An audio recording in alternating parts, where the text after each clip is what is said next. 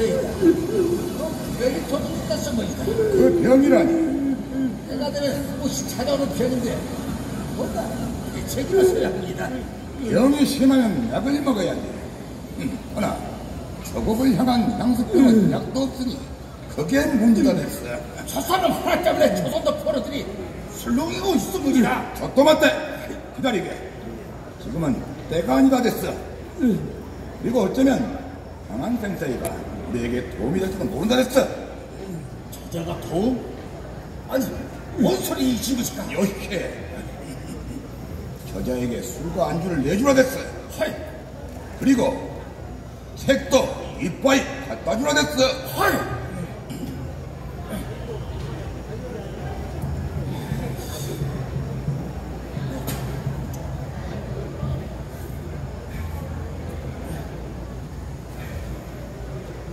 이보시게 아오니. 형님 오셨습니까? 또 외인들의 책을 보고 있는가? 몸은 비록 필요했지만 외국의 정보를 수집하고 파악하는 것도 조선 신하의 몫이지요. 아, 형님 잘 오셨습니다. 제가 사람 사서 알아봤더니 발포 후에 대마도에 가는 배편이 있다고 합니다. 뭐라고? 대모도에 가는 배편? 예. 이제 이곳에선 더 이상 하루도 살 수가 없습니다. 하루빨리 돌아가서 수상전학께 외국의 정보를 알려드려야 될 것 같습니다. 형님, 이것 좀 보시죠. 아니 이것은 지도가 아닌가? 예.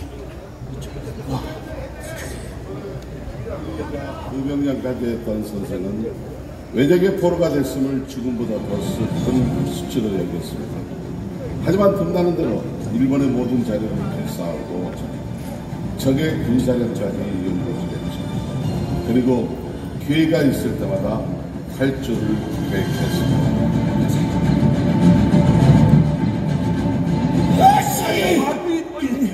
아이고, 이 새끼가 죽었네. 감히 탈출을 하다니, 내 이놈! 내가 내 나라로 가겠다는 것이 어찌 탈출이며 그게 또 무슨 죄명이란 말이냐? 근데 신공이로 채백이로 우와 복잡됐지요. 이보시오. 우리들은 당신들에게 아무런 도움이 되지 않소. 우리 가족을 제발 이대로 보내주시오. 이 딱지가 됐어. 감히 죽음이 들어지다 한타만의 문이냐? 죽음? 지금 죽음이라고 했나? 난 이놈들에게 피로되던 날 이미 죽었다. 니들 눈에는 우리가 산 사람처럼 보인단 말이야. 이 자는 골치 아프다 됐어. 아, 안 되겠다. 빨리는 뻥을 쳐야겠다.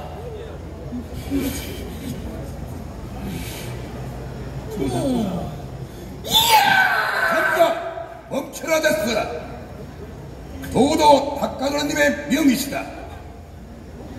부자들을 살려주고 교토로 압송을 하겠어.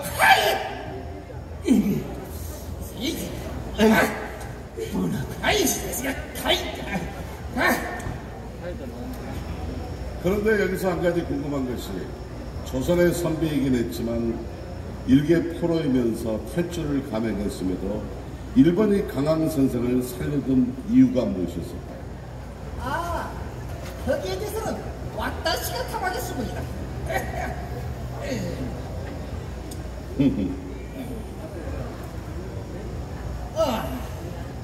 당시 우리 일본은 도요토리 히데요시 합박해서 짓고라 했던 정복신으로 그리나 한문 같은 문보다는 즉 사무라이 시대밖에 전쟁을 중시했다댔어요. 그래서 그를 아는 이가 거의 없었습니다. 따라서 강선성의 항문과 인품에 매료돼 특별히 우대했던 것이 무지다. 그러면 너에게 묻겠다. 너희 일본을 다스렸던 사무라이, 즉 무신 정권은 학자나 유학을 배운 사람이 없었단 말이냐? 에이, 학찰이 무슨. 자기 이름도 못 쓰는 자들이 천지무지다. 이 와타시도 아직 이름도 못 쓰다댔어. 기가 막히는구만. 흡사 검은 것은 글씨요, 하얀 것은 종이. 그래도 적을 죽이는 기술 하나만큼은 이뻐 됐어. 승하세. 처자의 얘기를 들어보니 당시 외의 상황이 이해가 됩니다. 그러한 가운데 강항 선생은 조선의 관리로서 은밀히 무언가를 준비하고 있었습니다. 그것은 적재에서 왕에게 상소를 올리는 적중 동서를 작성한 것입니다.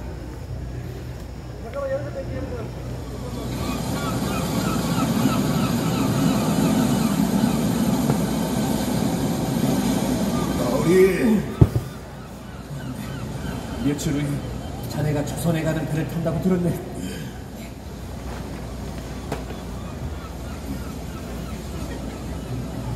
이 상소가 조정에 전해질 수 있도록 각별히 신경 써주시게나. 심심 하십시오. 부인도 기필코 전달하겠습니다.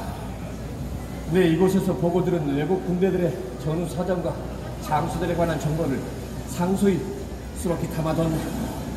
나리의 우국충종에 감동할 따름입니다. 부인도 목숨 바쳐 기필코 조정에 전달하겠으니 나리 부디 몸조심하십시오. 고맙네. 이보시게 조선으로 돌아가는 자네가 부러우니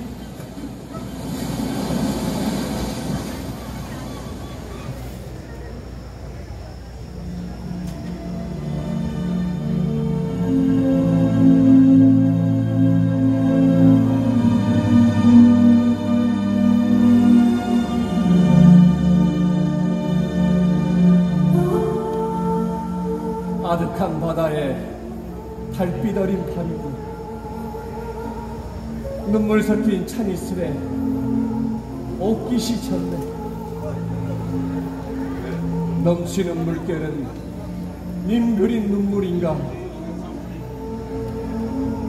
별아, 너만은 알겠지. 서러운 이 밤을.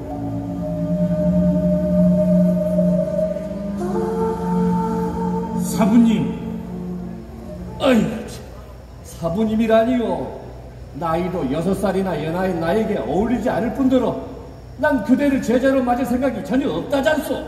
소승은 그대를 사부님으로 모시기로 하였을무니라. 제발 저의 마음을 헤아려 주십시오.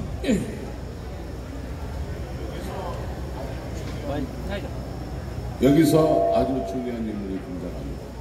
일본 승려 순수자. 그는 유학을 전경했고 조선을 흠모했던 인물로 강항 선생의 제자를 스스로 채처했죠. 대체 유학은 배워서 뭐에 쓰려고 그러시오? 지금의 우리 외국은 학문이 부족하여 머리는 없고 흡사, 몸통만 있는 형국이옵니다. 이대로 가다가는 우리에겐 미래가 없다 생각 때문이다. 부디 우리 백성들을 가엾이 여기시어 가르침을 내려주십시오. 정이 그렇다면 내게도 조건이 하나 있소이다. 날 조선으로 보내주시오. 그건 소승의 영역 밖의 일이문이다. 그럼 나도 이롭소이다. 하지만 사부님의 가르침으로 일본의 통치 철학이 발전한다면 가능히 하겠지요. 어제 배운 학문 중에 이해가 되지 않는 부분이 있으문이다. 강항 선생은 열정을 가지고 매달리는 순수자의 부탁을 거절하지 못하고 순수자라는 불교 법계 대신에 직접 아우를 지어줘 마침내 일본의 최고의 유학자로 만들었습니다. 이후 후지와라 세이카로 하려 마침내 일본 유교의 기조가 되었죠. 어쨌든 두 사람의 만남은 서로에게 운명과도 같았습니다.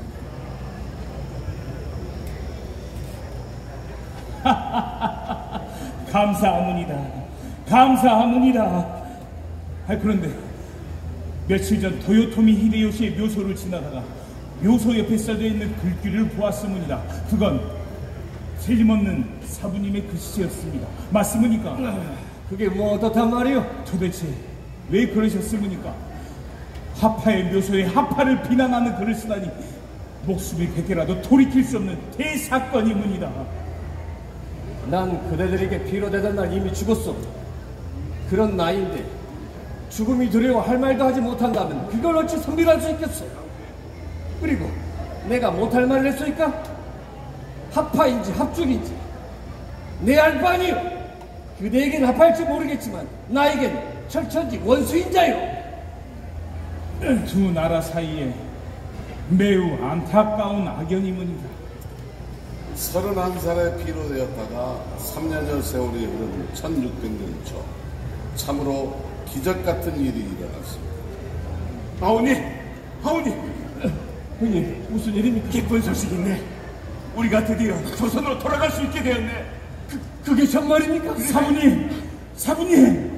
사부님과의 이별은 슬프지만 그토록 기다리셨던 귀국길이기에 세이카, 당신이 일단 허락은 떨어졌지만 상황이 어떻게 바뀔지 모르니 서두르는 게 좋을 것 같습니다. 아니, 난 결코 혼자 돌아갈 수 없소이다. 세이카, 이번 빗길에 다른 포로들도 함께 보내주시오. 영남지방에서 잡혀온 유생들 말씀이시니까. 그렇소, 세이카. 될 수 있는 한 많은 조선 포로들이 나와 함께 돌아갈 수 있게 도와주시오. 부탁이오, 세이카. 장담할 수는 없지만 힘써 보겠습니다. 고맙소, 세이카. 이런 긴박한 상황에서도 다른 피로인들까지 걱정하시다니 대단히 너하시문이다. 고맙소.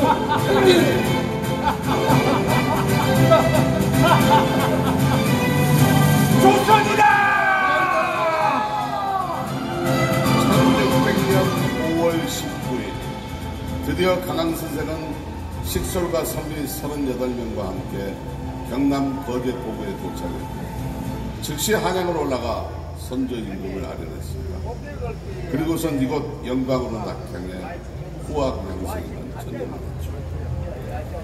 저는 여기서 한 가지 한 대목에 의아해 했습니다.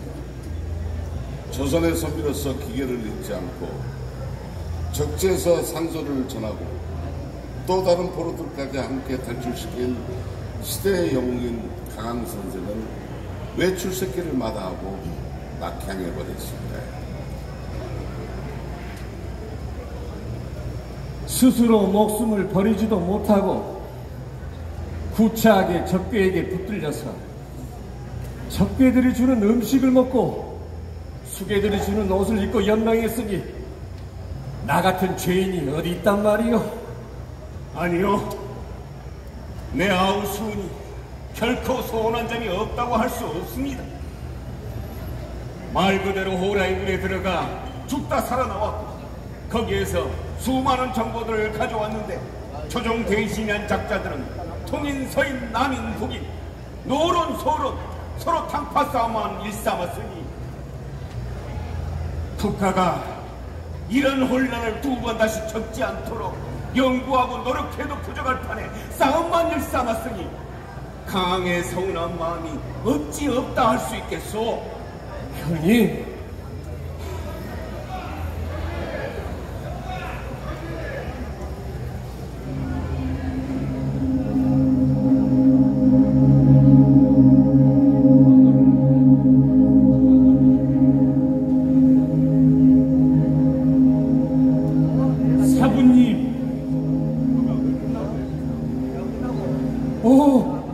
세이카! 꿈에도 그리던 고향에 가셔서 잘 지내시는지요? 세이카, 그대와의 인연을 마음속 깊이 간직하고 있소이다. 비록 적지에서 만났지만 유학의 진심이 그대를 한편으로 존경하기도 했소. 사부님 덕으로 일본이 깨어나고 있으문이다. 미개한 일본에 사부님의 선비 철학과 학문은 행운이며 더할 나위 없는 은혜이옵니다. 에휴, 무슨 그런... 세이카, 우리 비록 다시 만날 수 없는 처지지만 마음속에 적은 깊게 새겨둡시다. 먼 훗날 그대의 나라와 우리 조선이 다시 화평하게 지낸다면 그때 가서 그대와 나의 공이 작지 않았구나 그리 생각합시다. 사부님, 일본에서도 그러하셨듯 조선에서도 큰 빛이 되어주십시오. 빛이라. 빛이라. 이제 우리는 강항 선생의 이야기를 마무리하려고 합니다. 선생은 1618년 52세의 나이로 타계하셨습니다. 전쟁 포로로 억류되어 있다가 적재에서 왕에게 상소를 올리는 적중 봉소를 또한 38명의 포로들과 함께 귀환한 승리의 역사를 쓴 선비 강항. 임진왜란 때 이순신 장군이 무로서 일본을 제압했다면 강항 선생은 유학, 즉 문으로 일본을 제압했습니다. 또한 적중에서 피와 땀과 눈물로 기록한 실기문학의 제목인 간양록은 우리의 위대한 보물일 수밖에 없습니다.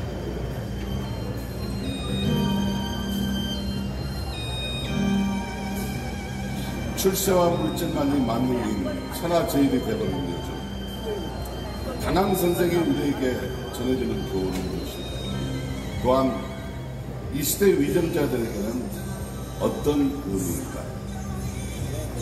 그렇게 모든 것을 내려놓고도 후세들이 기억하고 깊이 이해하고 존경하는 선비의 얼마나 그 선비 정신이야말로 우리가 깊이 이해하고 이어가야 할 길이 아닐까. 지금 우린 수은 강항 선생을 생각하며 선비 정신을 다시 한번 떠올려봅니다.